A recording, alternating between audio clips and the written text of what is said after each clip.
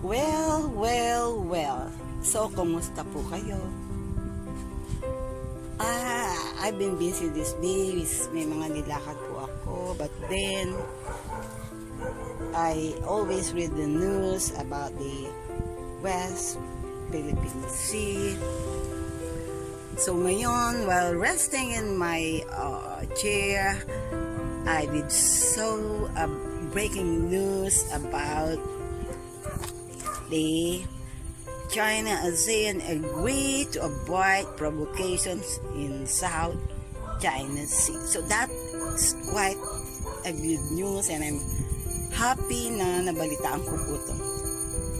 So welcome to Diwata Garcia's YouTube channel. Magandang hapon po sa inyo. Today is June 9, and I'm happy to be with you again.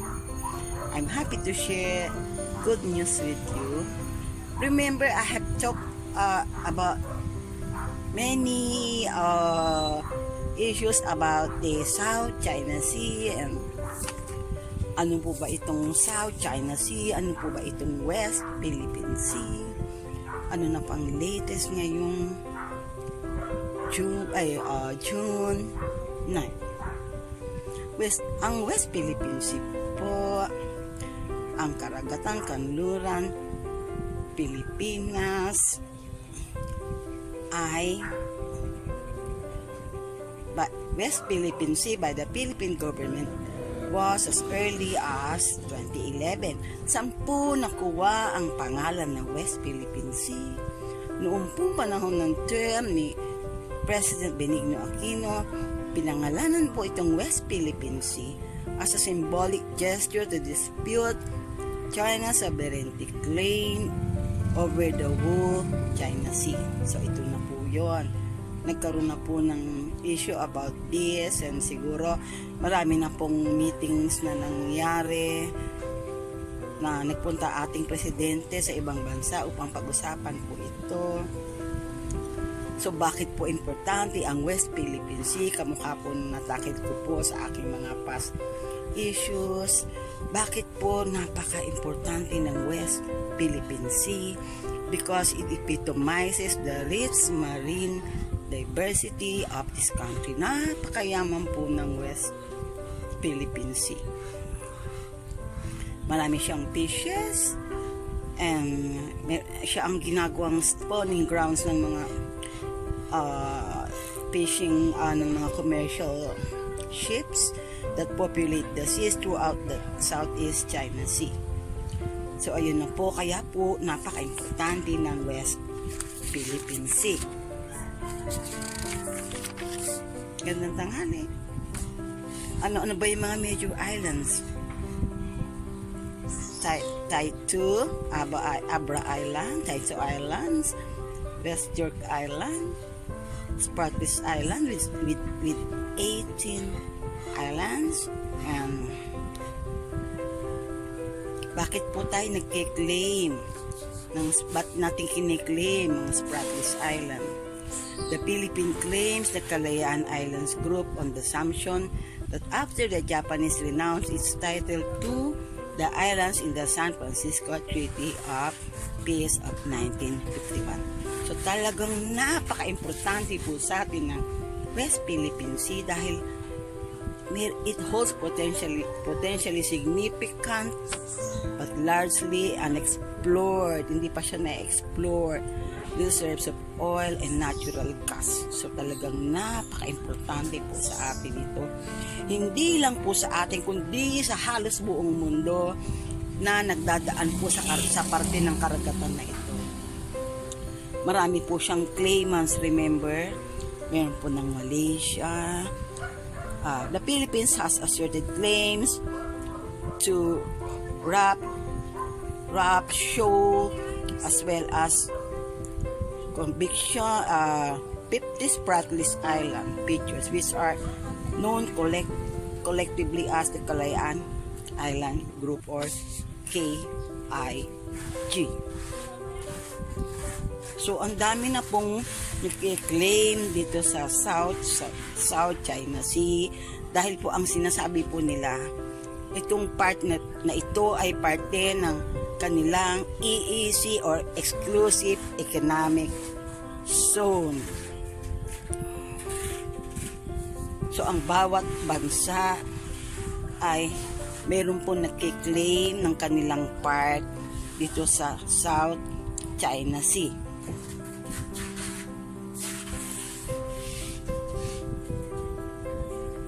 They say that in July 12, 2016, arbitral award that invalidated China's 9-dash line has affirmed with finality that the Philippines has full EEZ over the West China Sea. So meron tayong full exclusive economic zone, and the Arbitration Tribunal expressly declared that mischief reef is part of the Philippines EEZ or exclusive economic zone. So, in short, UNCLOS Arbitral Tribunal has decided with finality that maritime dispute between Philippines and China is in the West Philippine Sea. The Philippines and China signed last November 27, 2018 the MOA to cooperate in exploiting oil and gas in the South China Sea under the service contract system of the Philippines. And China signed the terms and to implement the MOA.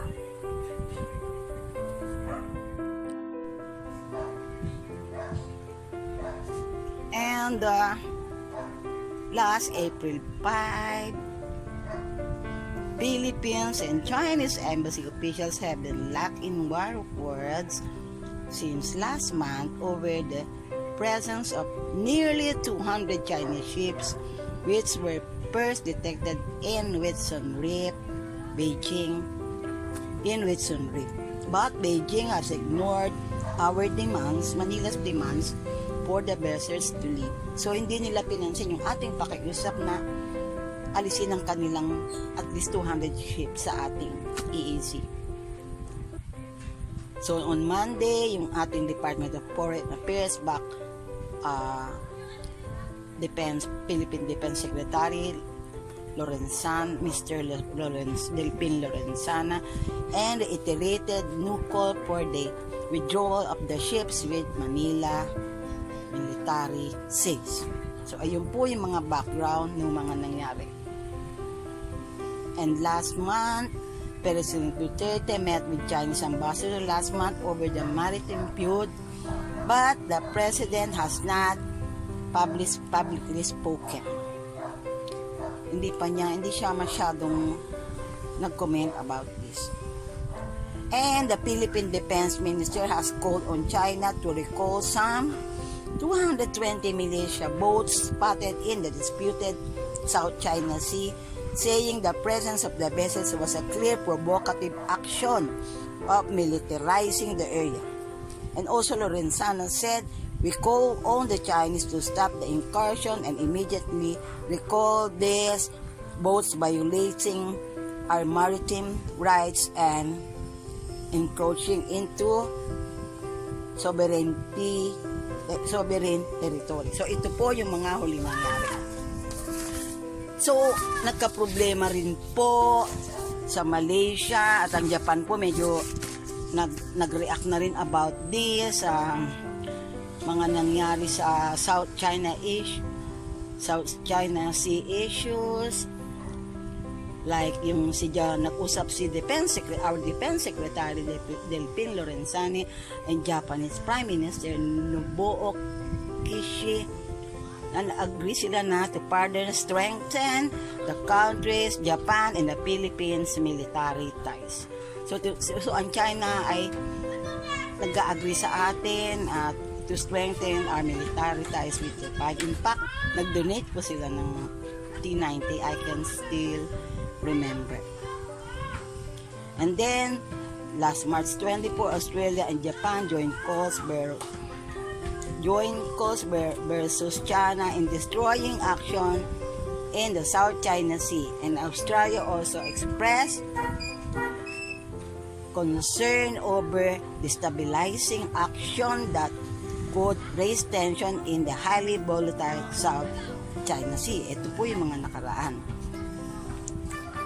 And then the US and China has also some problems with regards to the South China Sea. The US and Japan spoke out on the issues opposing any action that would